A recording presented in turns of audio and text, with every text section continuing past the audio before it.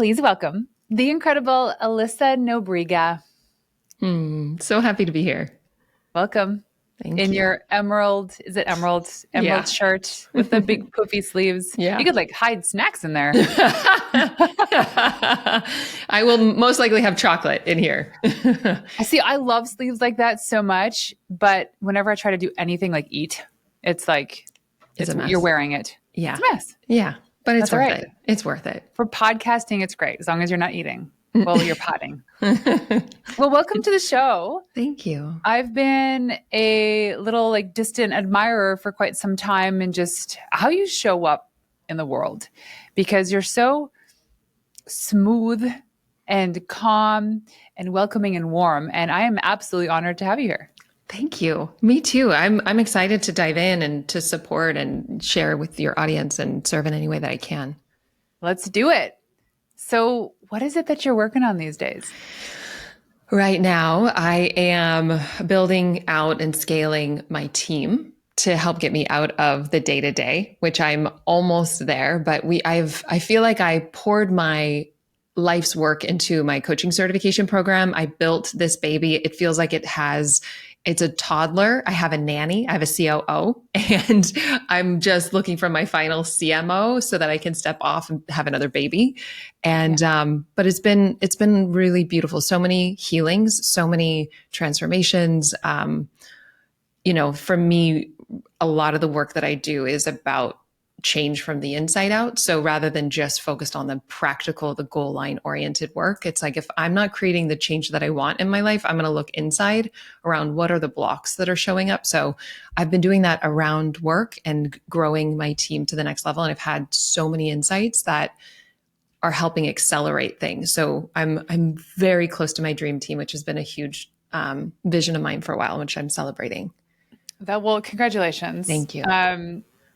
My husband wrote the book, Buy Back Your Time. I read it and I loved it and I got so much out of it. Yes. Yeah. I'm like, I wonder if there was some influence there. Because I think one of the biggest things people hesitate doing, especially when they're trying to like put their foot down on the gas, is actually stop to find the right people, do the right things. Yeah. Yeah. And that's great. And without doing the inner work, I'm only going to get in my own way. And so recently I started looking at authority issues that came from my parents. So what were my top complaints as a child? My mantra was, you're not the boss of me. And so as one example, and so I didn't want to control people or create any sort of demand the way that I felt as a kid, but that was having me not show up in my power and clarity as a leader. I wouldn't then set really clear deadlines because I didn't want them to feel the way I felt as a child. And so really learning how to own my desires without any energy around it so that I could do the inner work, helped me then ask specifically for what I wanted with my team. Or with like another example, if with my parents, another complaint I had was intimidation. I felt like intimidation was an unconscious way to get me to do what I wanted. And I was like, I'm never going to be a leader that does that.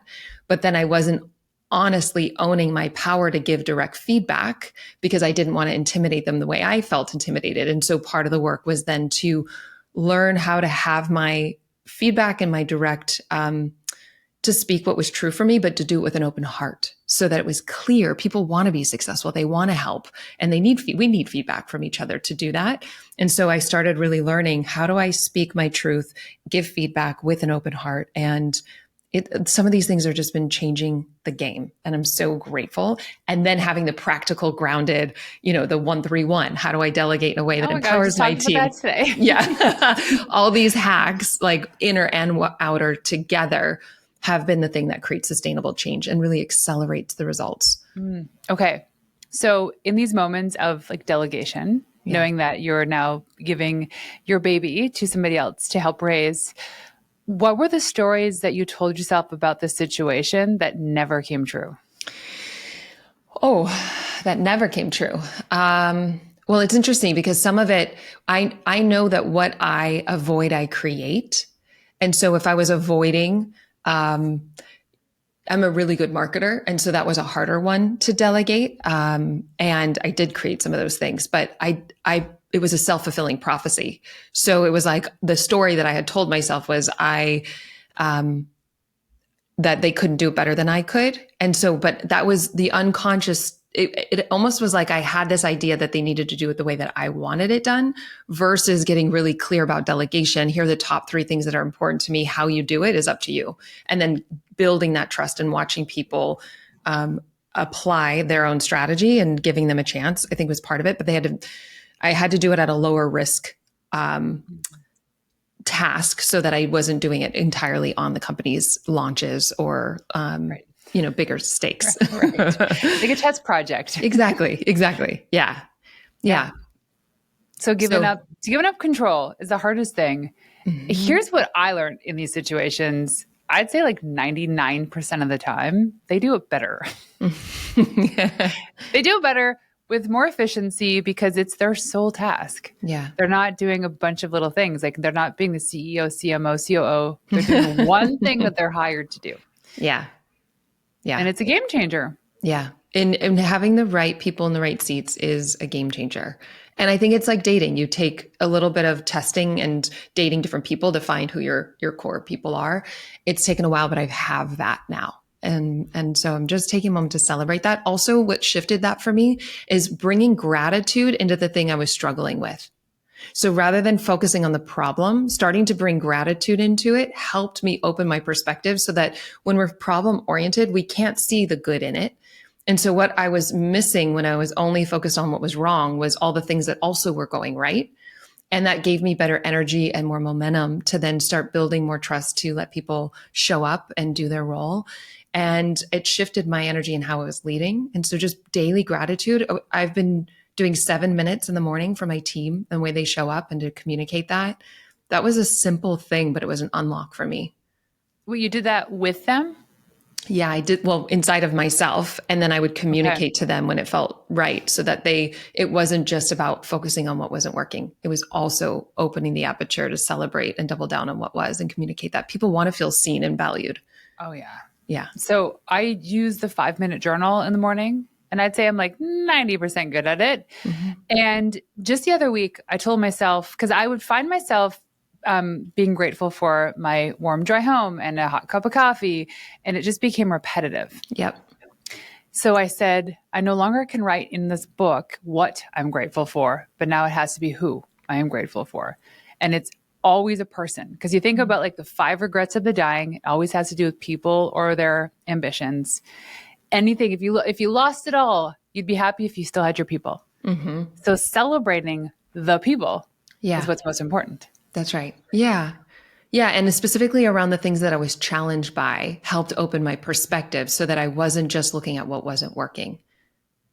And you know what's great about this too, is that now when they face challenges or make mistakes, because they will, you'll have more respect for that journey for them because you're appreciating them. Yeah. Then they feel seen and heard. And then we can apply that to ourselves, right? Because a lot of the leadership is top down. It's going to be your business is oftentimes a reflection of your own leadership. And like I was saying earlier, your childhood experiences that you're unconsciously trying not to co-create and yet doing it because you're trying to avoid it. Oh my gosh. Okay. How much of this can we talk about? Because I know this is new for you, but it's so fascinating because this is what you do, right? This is what you do for others. And now you're doing it for yourself. Mm-hmm. Which is, it's raw. I can feel it. I can sense that too. Mm-hmm. What's the question I want to ask here is, how did you decide to just go for it? In terms of hiring, like making the decision. That was probably one of the hardest things for me for a few reasons. My love language is service. And I had this idea that if it was going to be done well, it was going to be done well by me. I had to move through all of those misunderstandings. It was a gradual thing of giving myself permission for the thing that I really wanted. And gosh, I've learned so much about leadership and team and things like that. But it was a gradual process. And I had to look at anytime one of us we're wanting to create something, but we're not doing it, we have to look at what's the unconscious fear that's holding us back. And so with team, I would ask myself, what do I fear would happen if I did hire? And then I started writing down the fears of like, I'd be wasting time, I'd be wasting money. And I started looking at each one of those because each fear was a breadcrumb back to my freedom. And so you can apply this same thing to any goal. It can be team, it can be money, it can be weight loss, because we have these unconscious set points. And so once you look at, not from the conscious mind, because your conscious mind is going to say, I want to grow my business. And then the unconscious says, but I'm afraid of being seen, aka fear of being judged. Or I want to fall in love, but I'm afraid of being hurt. I want to grow my team, but I'm afraid of wasting money or time. And so we've got these competing desires. And a lot of the time people will try to push through it, which has a place sometimes. I like a little bit more of a graceful path, which is getting out of your own way, because if you're always pushing through, you're going to lead to burnout. And so really looking at and asking ourselves, what do I fear would happen if I got the goal, is an unlock, because we have our own wisdom and answers. And as we listen to that, we can question them with presence, and that gets us out of our own way. So just to ground this, I'll share like a specific example of somebody that I've worked with. There's a woman that I work with, a lot of women around money. And one woman came to see me, and she couldn't break this barrier of making $250,000 in her business, profiting. And she was hiring lots of coaches. She was spending more on ads, but she kept plateauing around 250. And I asked her, I said, what do you fear would happen if you made more than 250,000? And she looked at me and she's like, Alyssa, that's ridiculous. I have no fears of making more money. What are you talking about? And I said, humor me, because everything you're doing has an unconscious payoff. It's benefiting you in some way, especially when it's this set point. Weight, again, money, it could be anything in your life, happiness. And I said, humor me, just get mindful, slow down and just listen inside, not from your conscious mind, but from your subconscious, like your gut, listen inside. And I said, if you make more than $250,000, you fear. And then tears started rolling down her eyes. She realized that when her mom got a raise, her parents got a divorce. And so she had unconsciously paired that if she made more money, she wouldn't be with her husband. Oh, wow. And this is true for a lot of people. And we have these subconscious beliefs. So it could be that I won't fit in with my family, or rich people are greedy, or whatever it may be. We know what it is if we slow down to listen. And so once we highlight that, we can start questioning those fears and misunderstandings, and it makes it easier to get out of our own way and then have an aligned strategy that is sustainable and actually works. And so that's what I did for myself. And then that's something people can apply towards any goal, any habit or behavior change that they're wanting to step into. So when you create this awareness, like for this woman thinking, oh gosh, if I make more than this, if I make $251,000 a year, I'll get a divorce. So the awareness is there. She felt it. Yeah. What is the steps? The next step. Yeah. First step is awareness. And oftentimes when it's unconscious, that's the hardest part. And so it's a small ratio, but when it's unconscious, sometimes just becoming aware is all that was needed, because now you can see how it doesn't actually make sense. It doesn't actually work. It was trying to protect you or save you. And so with her specifically, what I did was we wrote down those fears. I did some inner work where somatically we started to breathe into the sensation of what she was fearing so that she could create safety for that energy and integrate it into her nervous system. We started questioning the misunderstandings that would happen to her. That was her parents' path, not her path. That was them, not her. So this is speaking to the subconscious, and you have to do that in a mindful way. But then I coached her around on the practical, making sure that she understood and identified what's a successful marriage to her. And then what are the things she wants to put on her calendar to maintain and nurture that marriage while she grew her business. So we did the inner and then the outer. And then she did. She busted through that, but it was a lot easier having done the inner work. Yeah. Yes. Yeah. Okay. I'm here right now. Something similar. When I first started my first PR agency, he just sold a startup and was raising around for another, because the man doesn't stop. But in that same year, we welcomed both of our sons. They're 11 months apart. Wow. And my agency took off. And in the world of PR, it never ends. There's no stopping. You're always seeking opportunities, hunting down new journalists and pitching and following up. My team grew and our client base grew, and then we were landing deals from South Africa to San Diego. So now I was connecting, growing a successful business. We had profit margins of like 50% month over month and hundreds of thousands of dollars of cash in the bank. So we're like, we figured something out. Meanwhile, I'm like holding 2 babies and dying inside. Yep. So my conscious awareness now is success means exhaustion. Exactly. Success This is very means common. overworking. Yes. Yes. And so I'm at this point now with my new thing that I'm working, that we hosted our first event, 300 plus women in the room, and super successful. Is exactly as I've envisioned, profitable. And now there's like, people are like, okay, what's next? We need more of this. And then I'm like, ooh, yeah. like, oh my gosh, success scares me because now I'm thinking I'm just going to burn out again. Yeah. And so first thing that you saw that is helpful. And I think women hearing this is going to be, they're going to relate to this because I hear it often where it's like, I burnt out getting to success. So it's not worth it. I'm not willing to sacrifice my soul or really have that because the way I did it, I no longer ever want to experience that again. So that's the competing desire. So the fact that you can see it is huge and that's beautiful.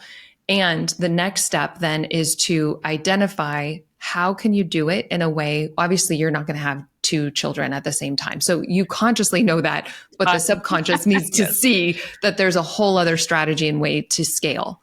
Yeah. And so to me, what's cool about doing events is, I'll just speak to a practical thing. Yeah. They're great for enrolling into high ticket experiences. Yeah. And so making sure that you have something so you ride the momentum from an event for people that loved the appetizer and want the full meal. So selling from the event that leads them into the next thing is going to ride the momentum. So you don't have to reignite your audience to then, enroll them into another experience that they're craving. And so part of the work, what I love about coaching is as you take steps towards what you want, anything that has been unconscious or is blocking you will come up. And it's not bad, but you want to have the right tools to navigate it so that you can stay consistent, creating whatever it is you want in your life. And so for you, as you're moving forward, you may feel a tension in your body. And I would encourage you to thank that contraction, that part of you is just trying to protect you from not burning out. So there's wisdom inside of the block. And if we're not judging the block, you change your relationship with the block and the block changes. So when it comes up and it starts contracting, you can say, oh, you're the part of me that just wants to make sure that I don't burn out. Thank you. So then you're not thinking it's bad and you're listening to the wisdom inside of it, but then you're going to upgrade an approach that helps you then get strategic with how can you hit whatever revenue goal that you want in a more graceful way. So inner and then outer, but you have to change your relationship with that contraction by thanking it because it's trying to protect you from not burning out. So rather than being like, this is bad and then hold yourself back and not move forward, you actually presence and breathe into that energy. You integrate it into your nervous system and then you upgrade the approach. Oh my gosh. Okay. So my contraction shows up as like indigestion and I need Tums all the time.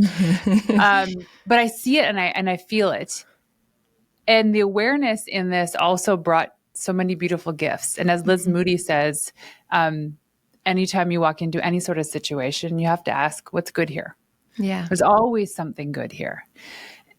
And it was the gift of my partner in business, because you're the best. Let's go. We got this. Like, you can have not asked for a better cheerleader, which I never had before. Yeah. I had my husband, but we were kind of like doing our own thing. Yeah.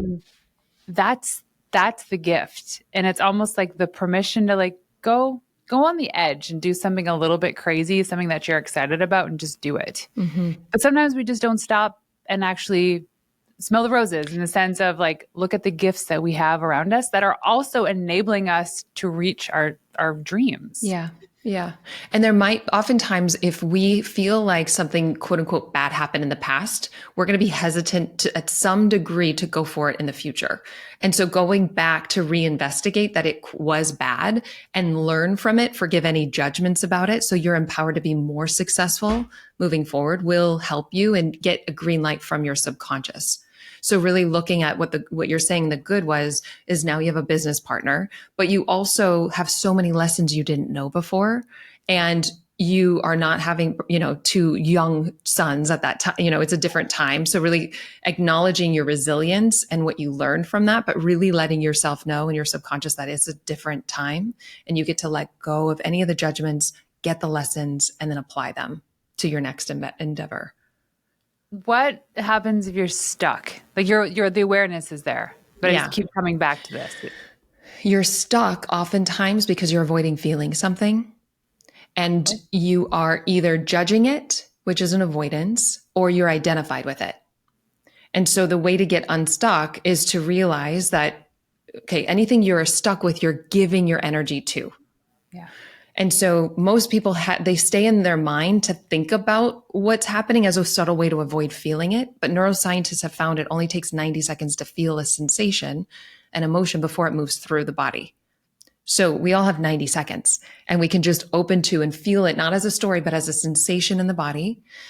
Breathe into it, allow it. It moves on. And then you have more of your capacity. It's kind of like thinking about taking a beach ball and holding it under the water. You're using a lot of your energy to suppress it versus allowing it to come up. Now you've got all this energy to use with your hands to create the life that you want.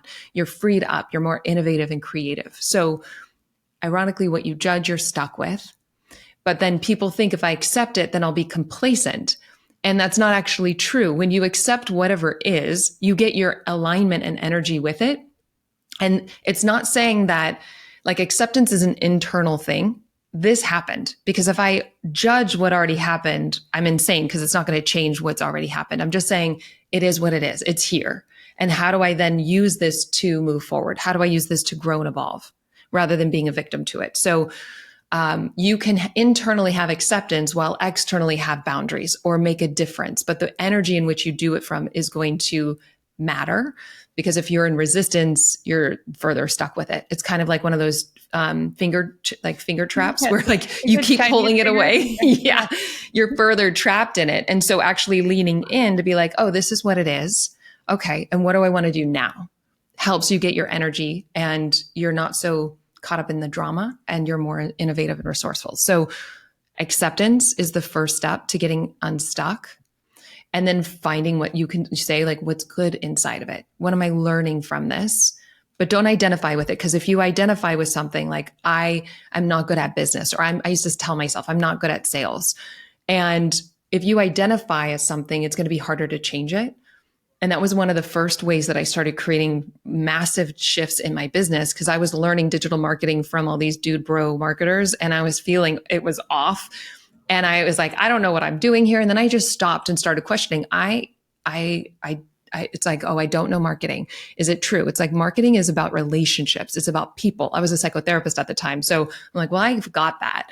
And I'm just translating that into a digital form. And so then I started really building my own trust in myself. And then the dude bro marketers started copying what I was doing because it was converting more. And I was like, okay, I got this. But I had to question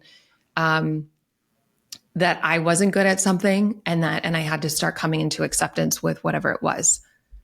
So many things got me thinking, but that last part too had a huge, it was like the thing that stopped me from actually pursuing greatness was that I was, quote, traumatized from the burnout that I had before, built a business with a partner, and we did well together because we were together. And then she left. She just left one day. She's like, I don't want to do this anymore. There was no fight. It was just kind of like out of nowhere. And so then I had this fear of abandonment. So there's like this overwhelming burnout, and now this fear of abandonment. And I said, you know what? I'm just not going to do this ever again, because entrepreneurship's not for me. Yeah. So then I identified with the feelings of abandonment. And so coasting into this new partnership now with a woman who I could not trust anybody more to do this with. But there's still that like the stickiness of those feelings from before. Yeah. And that will come up as an invitation then to heal and clear the past so that you don't project it in the future. Because again, anything you haven't forgiven in the past gets projected into the future. And I had a very similar experience where my right and left hand pretty much left at the same time and left me on my own. One got the vaccine and went into early contractions, and her doctor said kind of like leave day of, no stress on the body. And the other then had too much weight on her from the other leaving. And she's like, I can't do this. And so my website was down. I had hundreds of students in my program. I was on vacation. My left and right hand took off. I had a similar experience. And, part of it, what was helpful for me was talking to other entrepreneurs at a similar stage, being like, That's a Tuesday. So it kind of normalized the hardships that come with entrepreneurship. I also heard Gabor Mate say that entrepreneurship is a trauma response. It's definitely not for the faint of heart, but when you have the tools to navigate it, it makes it so much easier. But with abandonment, here's a really cool thing. And it's the same principles apply for relationships and business. Okay. So when anything that I'm sharing, I want to go to the heart of it so that as I help somebody shift it around, say, business, it will also then apply towards their relationships or towards finances or fitness, whatnot. So often when we feel abandoned, we abandon that sensation in our body, outsourcing to find somebody else to take it away, to create security. But security is only found in the present moment, not in the future, not in someone else. Real security. So by seeing that and then having the courage to actually drop in to feel this sensation of abandonment, not to abandon abandonment, but to feel it in our bodies, it's oftentimes our throats, our heart, and our gut, to drop into it, to fully allow it to be here, not indulging it, not avoiding it, but to feel it as a sensation, breathe into it. It starts to, again, integrate, and you feel the power of actually connecting with it. So it starts to transform. That's all it was looking for, was your own presence. And then you can forgive the judgments of, I was abandoned, or this shouldn't be happening. And then you feel more empowered to navigate when people come and go and not think that the power is in that person. The power is in you and how you navigate it. Oh my God, this feels so good. You might make me cry. One thing that came up is the abandonment is lack of self-trust. Because when I think about my previous business partner walking out, I remember those feelings of oh my gosh, I cannot do this alone. Mm-hmm. How dare she do this? I just finished this crazy season of having babies and growing this business, and I can't do this alone. But I could, because I kept going. Despite not feeling, but that, like, these feelings come up. Yeah. And I would say that I have a keen sense of awareness about these things. My problem is that sometimes I just stop at that. Yeah. And I don't do the work. Yeah. And I love your honesty and just your vulnerability as well. I think it's so beautiful and helpful for people. Awareness is great. It's the first step. The second step, and my method, is acceptance. And acceptance is on 5 levels. Acceptance somatically, meaning accept the sensation. It's here. It's just looking to be, again, 90 seconds presenced. Accepting the emotion, accepting the thought, accepting the unconscious stories, and then accepting where you are behaviorally. As you do that, it ironically starts to transform, and then you have more aligned action from there. So awareness, acceptance, and then aligned action. And you don't take some of this heavy stuff with you onto your next endeavor. You feel lighter inside because you have the tools to navigate the different things that come up in life. I think of it like a sailing boat. There's this ballast where, as you have the tools, you feel more centered in yourself so that no matter the winds of life, you are anchored and rooted in something more trustable, more secure. Okay. Man, you are good. But obviously this is why you're on the show. So it got me thinking of triggers. Mm-hmm. So this is random and has to do with parenting, but also probably manifests in business as well. Yeah. Is because my boys are so close in age, and maybe this is not the reason why, but they feud a lot. Like, they're like boys, they're almost 12 and 13 years old. They are literally pounding the crap out of each other. So when I'm upstairs every morning getting ready to leave the house to either bring them to camp or school, it gets rowdy, and they're usually playing with the dog, or maybe they're fighting, or something's going on, but it's always loud. And that pitch of like screaming either with excitement or pain triggers me like right in the chest with, oh no, because I always feel it's spiraling, and it happens 50% of the time, but not all the time. And like, really at the end of the day, the issues resolve themselves. So I think about like these visceral triggers that are associated with a thing, right? So the awareness is there. And even Dan knows this. He'll come in and I'm like uptight. He's like, "What's up, babe?" And I'm curling my hair and I'm playing a podcast, but I can hear them downstairs. Mm-hmm. And I think about this even like in the office, there's these different triggers. And I know that's built on the trauma of raising these boys. And yes, sometimes their fights are gnarly because they're getting big. Like my 12-year-old, almost 13-year-old is 5'7". And like so my question then for you in this, and also like, and I share these stories to help the listeners because I know that they're going through all this too, is now that I have this conscious awareness of this trigger. And now I'm associating these screams to something negative. And I actually am seeing this now in just normal life as well. What's the first step? So first step is you see it, which is great. And then my sense is you're staying maybe in your mind analyzing it. 100%. Is that, yeah. Oh yeah. So then great to notice that postpones you feeling it. We analyze as a way to avoid feeling. But how do you feel it? There's different ways. I get angry. That's a feeling. Okay. Yeah. Feel angry. Anger is welcome. As long as it's not a defense. Like clean anger is good. When people don't have a healthy relationship with their anger, it's almost like they put a finger on the water gardening hose and it goes out into complaining in sideways ways, not direct and clean. So not getting angry at somebody, but allowing anger to come up is totally welcome. You find your power in it. And again, just like any other sensation or emotion, it's allowed for 90 seconds and then it moves on. So I think of sensations and emotions like little kids. They just want to be allowed and then they're off playing again. Maybe they just want a hug and they're off playing again. But if you're curling your hair and you're aware of it, but then you just stay thinking about it in your mind, analyzing it, it's a subtle way to postpone and it actually traps into your nervous system feeling dysregulated. Oh, 100%. Oh yeah. That's me. Yeah. Like, then I might have nice hair, but then my nervous system's on fire. Yeah. And then, and it's innocent, but the opportunity then is just to take a moment, maybe place your hand on your belly or wherever you're feeling the activation and breathe into it, letting go of the story, breathe into it as a sensation just for 90 seconds, welcome it. Just like really let yourself feel the safety of feeling that directly in your body and watch as it starts to dissolve. I can guarantee if you are not thinking about it, it will move on. If you stay in your mind, it will ruminate and you will lock it in place and you'll start analyzing it. And then I'll manifest it. And then every time your boys get into an argument, then you'll be re-traumatized with it. Yeah. I'm like, where's Joe Dispenza when I need him?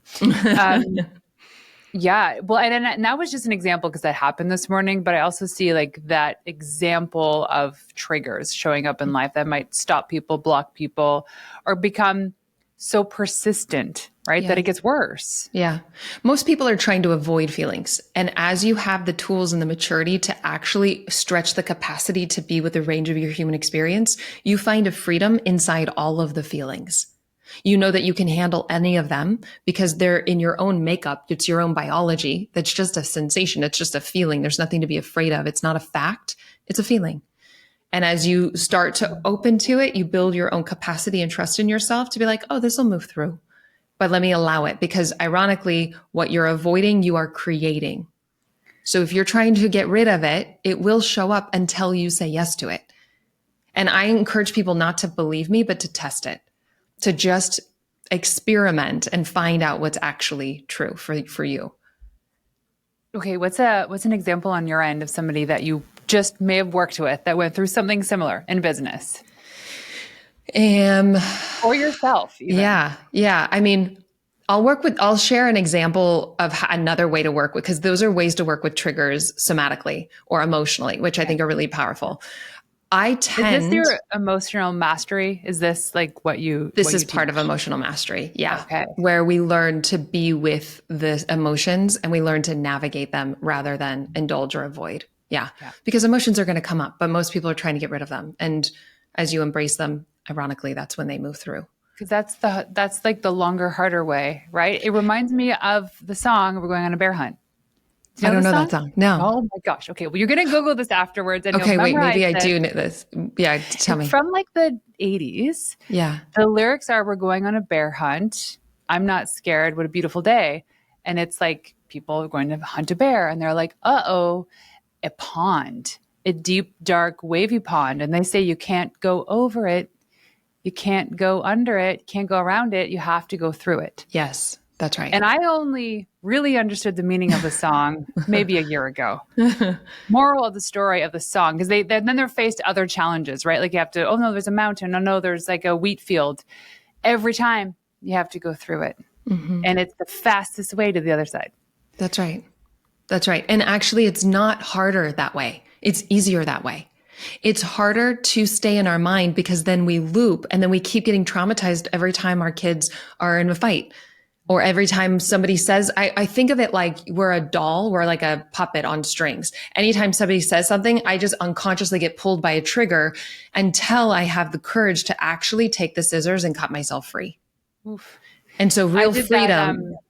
The cord cutting Cord thing. cutting. Yeah. Yes. Yeah. I've done that. Yeah. Actually But helped. and another way to do that is to face the thing that you're avoiding. To feel the very thing that you are avoiding feeling, not as a story, but as a sensation. So failure, for example, a lot of entrepreneurs are going to want to avoid failure. But ironically, when you stretch the capacity to feel the sensation of failure, not as a story about I'm a failure or identifying with being a failure, but just to open to it, you get all your energy back. You're no longer afraid of it and you're way better entrepreneur. You take bolder risks. You're not on this hamster wheel of when your business is doing well, you're doing well. You've stretched the capacity to be okay, regardless of what's happening to your business. Okay. And you have the tools to come back to that. So that's what I mean by cutting the strings, where it's no longer trying to manage and control your business so that you're okay. You find an okayness inside of you, which is more mature and helps you say yes to the range of your experience, finding your okayness throughout it. That's real freedom. And I know that entrepreneurs want freedom, and that's real freedom. Freedom to life rather than freedom away from life. Freedom from life is more escapism. Right. This is about emotional maturity. Yeah. And so that's emotional and somatic work around triggers. Another way you can work with triggers, and one way that I'll think about it, is I won't focus on the person. I'll look at what's the pattern that's being triggered inside of me. So a lot of people will focus on that person and then they get caught up in the drama of that person or want to change that person so that then they're okay. But then that pattern shows up in other people, right? This can happen in dating or your employees or whoever. And so get rid of the person. What's the pattern? And what is it that anytime because a projection is always happening, but when it's a trigger, when we have charge on it, that's when we want to really look at what's it bringing up inside of me. So, this is a very common thing. When you point at somebody, you've got three fingers pointing back at you. And so with anger, you mentioned anger, maybe, and this can happen in business or romantic relationships. If you learned in your household that anger was bad, then you're going to suppress and not see anger in yourself. You probably will attract somebody that's angry because you attract somebody that will express what you repress. Oh, yeah. And so they're your teacher to help you see how you can be with anger in a healthy way. But if you don't see it in yourself, you have to then manifest it in your outer world to show you. And triggers will be the guiding principle to show you that a projection is happening. So what's the pattern that's being triggered? How are they mirroring to you something about yourself in this situation? Like, oh, I don't accept my own anger. What can you learn from it so that you can actually resolve it within you? And then people no longer will keep triggering that same pattern. And so for me, I would much rather live freer, younger, and proactively use any trigger that's coming up in my life to actually heal it at the root so that I don't get triggered so much. It's like nobody gave you the trigger. They just knock on the door and that trigger answers. It's in you. It lives in you. And so when you've done your work, then nobody's home and you're not so agitated all the time. You're not trying to manage and control life as much. It's just smarter to be honest. I'm going to send this episode to my neighbor. I think he needs to hear this too. It's so interesting though, the patterns too. Cause even like, I'm going through this interesting thing with a friend of mine that's like, she's an incredible human. But there was just something that's like, I don't want to say off, but there's like this energetic, like weirdness. Mm-hmm. And I started doing this work where it's like, well, she's holding up a mirror because she hasn't done anything wrong. She's a great human. What is it? Like, what is she trying to show me? Yeah. And I'm just sitting here like waiting for this. And it's slowly coming. It doesn't happen like that. But the willingness to do the work when the trigger happens, I think, is the most important thing. That's right. And what you can do to accelerate it is just get really honest with yourself and be unedited and write down what you really think of her. So you're not trying to be spiritual or you don't obviously have to tell her, but you could just be like, that bitch didn't, or sorry, like that woman didn't do this or that, or what, however you hear it inside of yourself. Be honest, write it down, and then look at, where do I not accept that part of myself? And how can I accept it inside of myself? Forgive any of those judgments, because that's actually my freedom. Doesn't mean I tolerate it in my life, but it does mean that I'm able to resolve it at the root. Yeah. And I often find when I see these situations, it's kind of like in this particular circumstance, it's what I'm not doing that they're doing. That's right. Yeah. That's right. That's right. And sometimes it can show up as, we can judge somebody as selfish, for example, but that's because we want to offer ourselves the opportunity to be more self-focused, and then we judge them as selfish. So that could happen that way. I have a friend of mine who I get triggered by as somebody who is arrogant. And I have this narrative that men tend to own it more. And I have this whole thing about it, but I'm too aware to know it has anything to do with him. And so I look at, where am I not accepting of my own arrogance? Where am I arrogant in my life? How do I forgive the judgments of my arrogance? And as I do that, I'm less triggered by him. Two things happen. Either I just don't notice it anymore because it's no longer triggering, or I'm just not attracting more of those situations in my life because I got the lesson. Got the lesson. On to the next. Yeah, yes. That's right. That's like my husband. I mean, Dan wrote the book, Buy Back Your Time. And it's interesting because, and I don't say this out of disrespect, but he doesn't do anything around the house. He's like, I remember when we first started dating, he said, I'm not the one to clean the kitchen. So if this is a game changer, you got a quick out right now. Like, oh, that's fine. But I mean, he really does not clean up after himself. And it used to trigger me, because I'm like, oh, who is he to do that? He's disrespecting my time because I now have to clean up after him. Guess what happened? And all the work that I did, I just felt jealous. Yeah. Just felt jealous that he can just lay there after a long day and like read his book or like go on his phone. And I was cleaning up, but I didn't have to because we have a house manager. Mm-hmm, mm-hmm. And I love that you saw the stories that your mind was creating, which was making you feel that way, which like he's disrespecting it and you get to question it. Yeah. The pattern in attracting this is when you start to, you got your buddies where you talk about this stuff with to vent or say, then they're like feeding it. Oh, he's so lazy. And that doesn't feel good either. Yeah, that's because right. That's not true. That's right. And so it's like, it is double clicking on the thing. To realize, like, why does this bug you so much? It's not that big of a deal. I should be grateful that there's dirty dishes because I have a husband who loves to be home, right? As Liz Moody says, what's great here? Yeah, yeah, yeah. And doing it from a place that's authentic, because I think once we honor the emotion, then we can get to the higher awareness, so that it's not a bypass where it's just like trying to flip it, but then there's rage really underneath it. So I love you got to the awareness that you just really wanted that. And then great, you get the house manager more often and they can clean for everyone. These are like incredible leadership lessons. We think of these things as stuff that's happening personally or with girlfriends or family or loved ones, but oh no, leadership lessons. It's like the best stuff. It applies to everything. Yeah. These principles apply to relationships, leadership, money, health, all of it. And I love that, because then it is, you're working it at the root. It's going to up level every other aspect of your life. Okay. So really quickly then, and maybe you've already answered this, when it comes to like making changes, and we talked about like situations, but just overarching, like someone wants to just change their life. They're sick of being lazy. They're sick of drinking too much. How do they start to get to that next level? You talked about the woman who didn't want to make more than, or wanted to make more than 250,000, but she couldn't because of those stories. What are the steps to like finally be like, I'm done with this? Yeah. I think a lot of the times people will tell themselves, I should fill in the blank.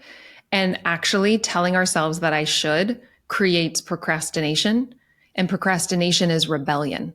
because there's some part of you that's saying you should. Maybe you would learn that as, from your parents and you internalize that voice, but actually you're going to procrastinate, rebel, and it doesn't inspire change. And so as you question, I think if people really saw that, it would change the game. And actually addiction and, the behavior change and addiction, this applies the same, because people are like, I should stop smoking, or I should really put myself out there. And for one, it's like, you don't put yourself out there, you put your services out there, so some of this is mindset work where they're like, I hate asking for money. I'm like, you don't ask for money. You state your fees and they're empowered to say yes or no. There's no like, daddy, can I have? There's no like, you own your power as a professional. So having some of these inner shifts helps it show up more effectively. But wake up to the idea that I should do something is actually pulling you away from stepping into it. And as you question the have to, the want to appears. And then you're like, oh, what is the desire here? And you can follow that. You can trust that. But there's a lot of different nuances with behavior change. And some of the practical things are more common, and, there's great books about that. I like to talk about some of the more subtle psychological hacks that are, I would say 80% of behavior change is internal, is based on how you are being within yourself. And then 20% is practical, is strategic. And that 20% is a lot easier as you shift the internal first. And so, yeah, I think a quick hack is just to realize or to test out, seeing that it's almost like we pretend that telling ourselves we have to is how we get things done. But there's a lot of things we do without telling ourselves we have to. And how many of the things, yeah. And how many of the things have we done that or not done when we are telling ourselves and kind of bullying ourselves into something? It's going to create maybe a short behavior change, but it won't be consistent or sustainable. It leads to burnout. And that's why pleasurable. 75 hard. Have you heard of 75 hard? I feel like I have, but I forgot. It's like it's called a mental toughness challenge. Okay. And essentially it's 75 days in a row. In order to complete the challenge, you have to do a list of things like 2 workouts a day, 2 45-minute workouts a day. One has to be outside, a gallon of water, 10 pages of a book, follow a diet, no cheat meals, no alcohol, whatever. And it seems reasonable. But when you get into day 10, you're like, what the hell did I sign up for?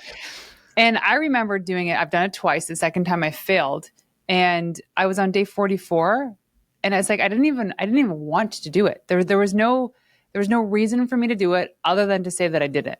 Yeah. And it was causing me so much stress because I'm trying to get that second workout in, and I forget to drink the water, and then I'm chugging water at night. Mm-hmm. But I love this reframe. So if the challenge was something that I really wanted to do, I would have completed it no problem. That's right. And just watch the internal dialogue. And it's not about, is it good or bad? It's like, is it effective? Yes. Does it work? And so with that, also, it just wasn't aligned with your values. There wasn't the want to has to be stronger than the have to, or the desire has to be stronger than the fear for some people about maybe sales conversations or speaking on stage or whatever their next level is. So I really appreciate doing the inner work to clear out the psychology or the fears so that then you can stay sustainable in terms of whatever the behavioral shift is.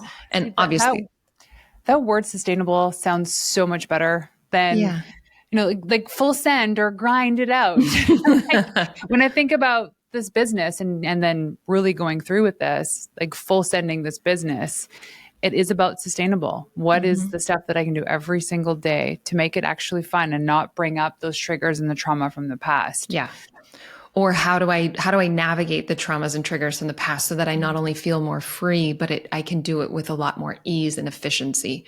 Because as you do that, then you're just like, oh, I'm freer, I'm lighter, I'm more open-hearted, I'm more present. And actually, you're also more productive. Yeah. Oh, yeah. That's the real hack. Yeah. That's ultimate freedom right there. And then you're a better parent, you're a better leader, you enjoy your life more. Yeah. And then it's not, you're not a victim to the goal happening, so that then your okayness is when you arrive, taking that pattern of then the next goal, because the ego will just replace one pattern and problem with another. And so it doesn't matter how much money or success you have, it just keeps replacing that until you start waking up out of the operating system of the trauma that was driving us, to wake up into a deeper peace and presence that's underneath all the insecure thoughts and fears and feelings. and we rest in that, and it just game on. It's a different way to do goals. It's just with more grace. As Stevie Nicks says, if you are gracious, you've already won the game. So follow some Stevie. Okay. I have one last question for you. Yeah. I'm going to ask you what it means to be a wild woman. What is that for you? Oh, I love it. I think of rewilding myself. I think of a wild woman as somebody who is so authentically true to themselves that they are unwavering in their expression and their truth. No matter what stories they've learned to conform to fit in, they're against that in service to loyalty to their own soul.